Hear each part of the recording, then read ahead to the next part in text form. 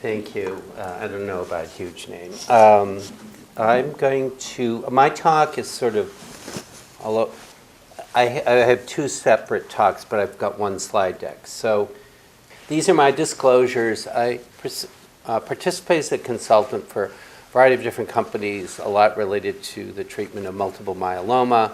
I've received honoraria often for participating in those advisory boards. So this is, nobody's done Skipper hypothesis, right?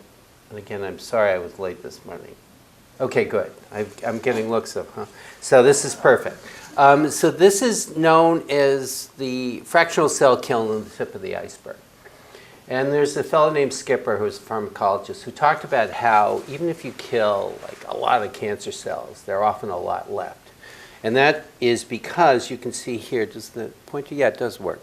The level of detection is about 1 billion cells. So 1 billion cancer cells on average is about the size of a sugar cube, depending on how big the cells are.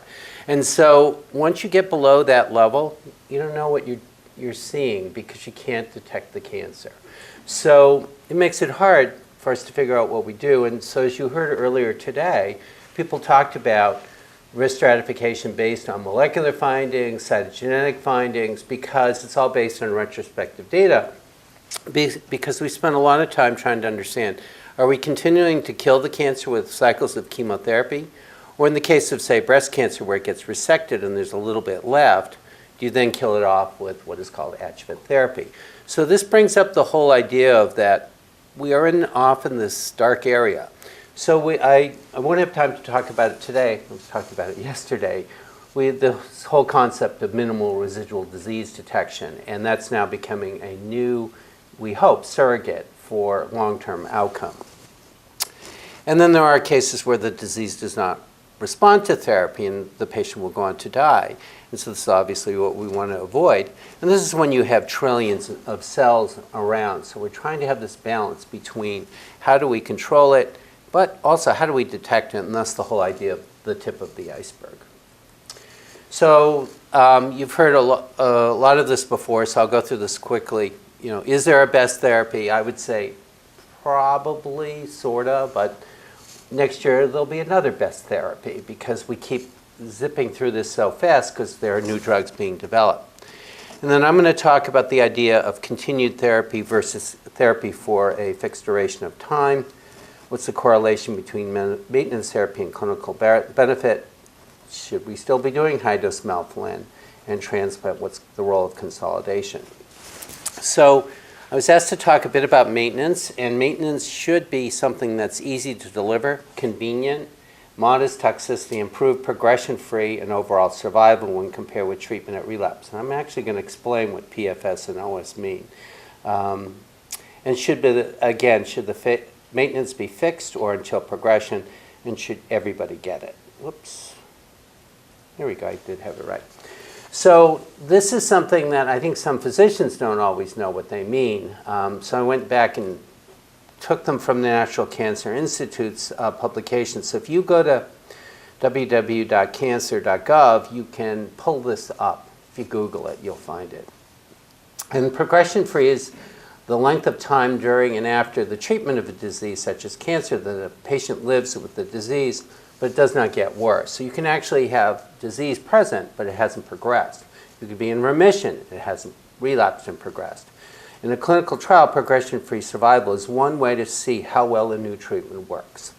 Then overall survival is the length of time from either the date of diagnosis or the start of treatment, such as cancer, that a patients are diagnosed with the disease are still alive. In a clinical trial, measuring the overall survival is one way to see how well a new treatment works. Now this is one of my favorite ones, hazard ratio. This is a measure of how often a particular event happens in a group compared to how often it happens in another group over time. So you're comparing two different groups. And in cancer research, hazard ratios are often used in clinical trials to measure survival at any point in a time in a group of patients, you'll hear these things called landmark analyses and other things. They've been given a specific treatment and they're being compared to either the best treatment or to a control group. And the hazard ratio of 1 means there's no difference. Okay, and so the hazard ratio, if it's depends, and this is why I always get annoyed, because some people make a higher hazard ratio, it means something's better, or a lower hazard ratio means something's better. So you have to read between the lines when they do it. So a hazard ratio of greater than 1 or less than 1 means that the survival is better with one group versus another. I just wish we would always make it consistent. So sometimes you'll have to read carefully when you read a paper. Event-free survival is the length of time after primary treatment for a cancer ends. The patient remains free of complications or events. Okay, so some of these can mean the return of cancer, but they could mean bone pain from the cancer, such as happens with myeloma. In a clinical trial, measuring event-free survival is one way to see how well a new treatment works. Or another one, and very germane to myeloma, is that if somebody develops a second cancer that is significant, that would be considered an event. So you would include progression, deaths, and developing a second cancer as something that would be used for measuring an event-free survival. So it's really important when we think about these things, because if you're free of your cancer, but now you've got leukemia, that's kind of a big deal. And so we need to know about these things when we are studying our patients. So median overall survival is something. There's median progression-free survival, there's median overall survival. And I took this again from the same website. You can use the same thing for progression-free survival. And that's the length of time from either the date of diagnosis or start of treatment for a disease, such as cancer, that half the patients in a group diagnosed with disease are still alive. And that's important because we need to see, as you've heard already, myeloma is a heterogeneous disease. So you want to see whether or not patients, what's the median survival, because it gives you a rough estimate for the whole group. So in other words, back in 1985, when I was a fellow, that was a long time ago, if you looked at patients getting myeloma treatment, the median survival was 3 years. So that would mean half the patients would have died within 3 years of initiating therapy back in 1985. Now the median survival is approaching 10 years for those who get a transplant. And I'll show you some slides on this as well. So that shows you we've improved, but we still need to do better. Kaplan Meier analysis. So you're getting a dangerous view of statistics. Having me explain statistics is like giving a 10-year-old a Lamborghini. Used to estimate a population's disease progression or survival. If all patients are followed until progression or death, the curve estimating by calculating the fraction of patients surviving over time. However, patients drop out. They get lost to follow-up. They come off therapy. They decline to have therapy. They have an adverse event. So this is one way to account for all of this. And these two statisticians, Kaplan Meier, came up with this a while ago. And I got this from a Vanderbilt website. So these are a bunch of different patients who have all had different things going on. As you can see, not everybody's diagnosed on the same day, so you need to account for that. And these are the start of diagnoses, or I should say probably the start of therapy. And then some people come off because they have disease progression. Some come off because they have an adverse event, so you need to account for all of that. So what a Kaplan-Meier curve does is it lines everybody up as if they were all starting therapy on the same day. And so that allows you to look at those curves. So you see all those curves. This is what gets generated from that. So this is a very simplistic Kaplan-Meier analysis. And this is proportion of people surviving, and this is time. So what happens is you start with everybody here, but then 2 people are censored. One has a progression. One moves away, and they can't find that person anymore. So now you have the remaining who are still alive, but you have to account still for those 2 who dropped out. And so now we have a drop further because another one is what we call censored. They've come off study for whatever reason. And this is now the current survival. And then we have somebody who may progress. And then you see this curve over time, again, accounting for who's alive, who's still on study, and how they're being followed. So this is the Kaplan-Meier curve. And this is important to show because it shows how therapy has improved for myeloma over time. So from the 1970s to the 80s, This is the survival over time. And then by a Kaplan Meier curve, and again, percent surviving and then time in years. And as you can see, as we get up to 2010, the median survival here in this time period of 10 years was about 50% at 5 years. Okay? Now this is a recent abstract. They published it, and I couldn't find the slide. They published it in some obscure journal.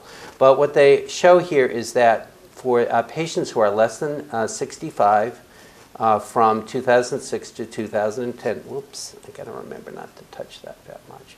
And this is less than 65, 2011 to 2014. You can see the survival's improved, okay? But if you look at the over 65 crowd, from the same time period, this is the survival, and now you can see how much it's improved. So we continue to make advances, and this is how, that's why I showed you that Kaplan Meier stuff, so you can at least understand where these curves are generated and how we look at things in aggregate for all patients. And remember, all these patients are receiving different therapies. So this is looking at the group as a whole. It's not looking at what therapy you got or your loved one got, but it gives you an estimate for the entire group. So this is another thing, which is great about myeloma, is at least we have new drugs. So before new drugs, treating myeloma was like waiting for a taxi, and none would come. Then all of a sudden, 5 come at once. So this is from a fellow named Khalid Hashmi. He's from Oman, and he told me this, and I thought that's really good, because we now have all these new drugs, and we don't know exactly how to sequence them all, which is a good problem to have. But it can be a little frustrating when you're trying to figure it out. So for example, this is what we used to do. And this is back in the 1950s when melphalan was first introduced. It's now used in high dose, but back then it was used as an oral drug. It was then combined with prednisone. And then it was given in very high dose. That was first done in England. And then this regimen called VAD was developed. Well, the V does not stand for Velcade or bortezomib. It stands for vincristine. For those of us who are old enough, we remember using this because this was like a big step forward for melphalan and prednisone. It was developed by Dr. Barloghi at Arkansas, who has continued to develop a lot of things. He's now at Mount Sinai. And everybody says that he is a bit aggressive. He's incredibly aggressive. But he has really pushed the field. Now, sometimes we have to modulate that aggressiveness, but it has led to some major advances. And then we just started using high-dose dex. You didn't need the adriamycin and vincristine, but it's still, as you know, fairly toxic. Dexamethasone is no fun. And then he was the one who really pushed autologous transplant, high-dose therapy with stem cell support using peripheral blood. The French and Dr. Barloghi and Anderson and then at Arkansas did that. And then the bisphosphonates came out, which really mitigate or decrease the toxicity of bone problems. And then the IMiDs were developed, and I don't have time, but he tells a very interesting story of how thalidomide was first used. It was wrong reason, good result. It was thought that it would inhibit blood vessel growth. Myeloma has thought to have caused increased blood vessel growth in the marrow, so it was tried out, and then it turns out it worked. It turns out it works for a variety of reasons. And then the derivatives, lenalidomide and pomalidomide, and now there are a whole slew. They changed the name. It used to be these were called IMiDs. Now they're called CELMoDs. They're cell modulatory agents of the cereblon ligase. It's a long term. It's for branding purposes, I'm pretty sure. And they have another one, CC485, which is also in clinical development. So there's going to be a whole slew of these that are coming along, which have different effects. Then the proteasome inhibitors were also a big advance. Bortezomib was the first in class, carfilzomib, and then ixazomib. And then there's others that are in clinical trial, and there are others beyond this. Then we have the HDAC inhibitor, the pan-HDAC inhibitor, panobinostat, was approved with the bortezomib and steroids. There's another one called 241, which is a selective one that's in clinical trial. The monoclonals made a big advance, ELO and DARA in particular, but there's a whole slew of them that are in development. Some, in fact, this one was first reported for Susan Trudel from Toronto. It's a monoclonal, but it's got a poison on it. So it's like a Trojan horse. It gets binds the cell, uptake, and then boom, it kills the cell because there's a poison on it. And there's a whole variety of other approaches, which I won't go into in great detail. But this is a cautionary tale, and I have a few slides a little later on for the second talk, that it turns out that pembrolizumab is bad for myeloma when you combine it with an IMiD. So that's why we do clinical trials, so we learn things and we understand that certain things may not be what we think. This is just a slew of all the things that are in clinical development, about to be approved, may not be approved, but there are a variety of things that have been tried and are being tried for the treatment of multiple myeloma, which is very exciting. And then this will be outdated in about 6 months because we'll have new things to add, which is great.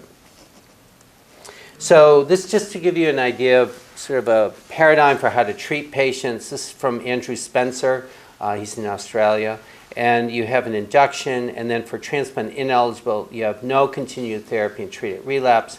Make the argument that we're thinking more now of continued therapy to maintain response. There's certain things that are really important.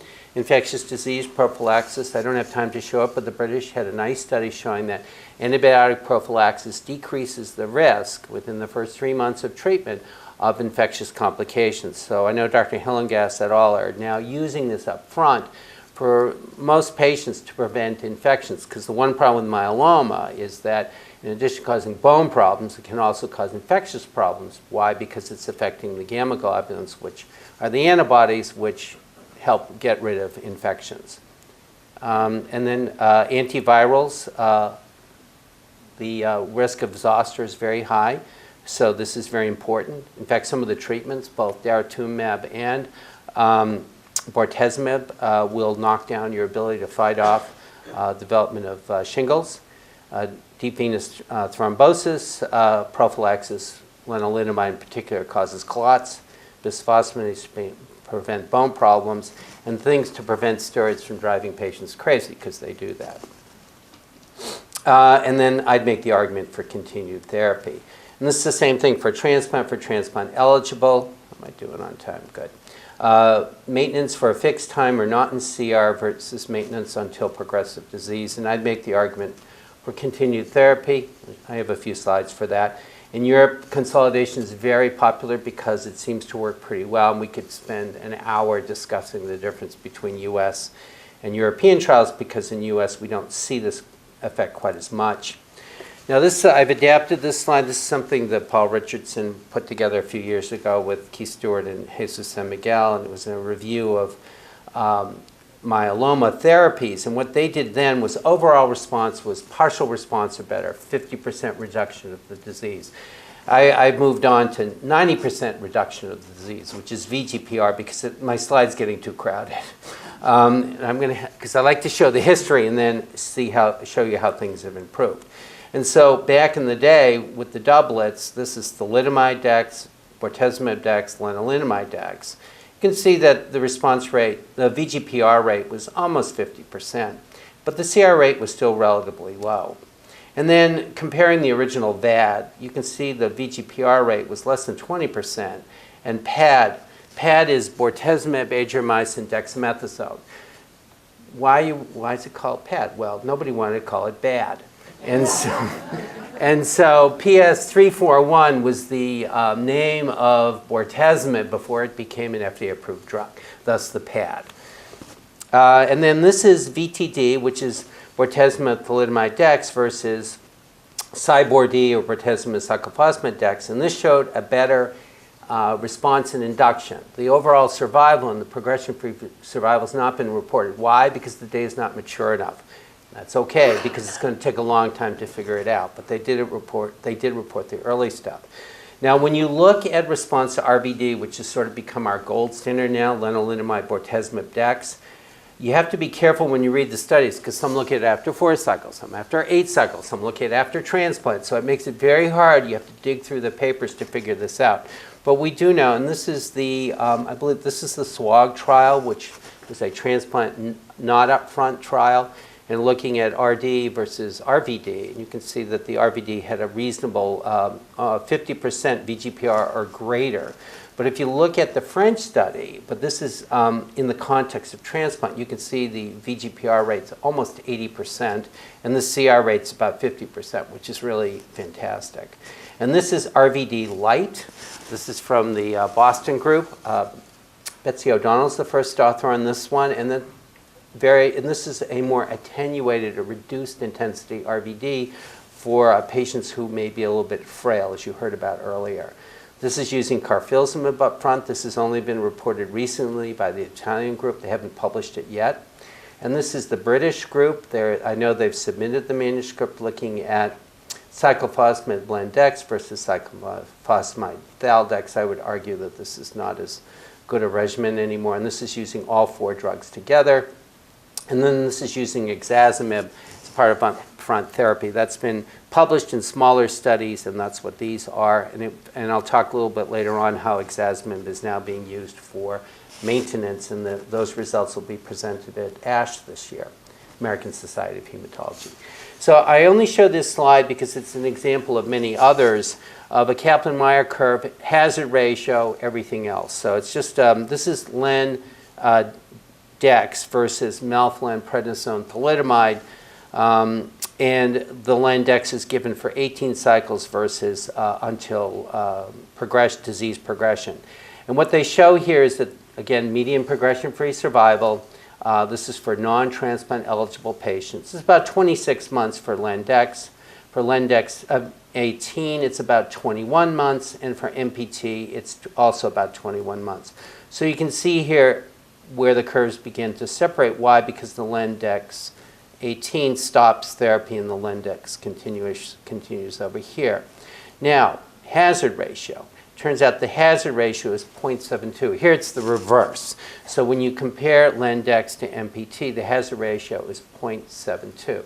So that means there is a 28% reduction in the risk of progression if you get Lendex continuous. Instead of doing the hazard ratio of 1.3 something. So they just did it backwards. And here is RD18 versus MPT. The hazard ratio is essentially 1. So there's no difference in progression-free survival. And that's seen visually in this curve.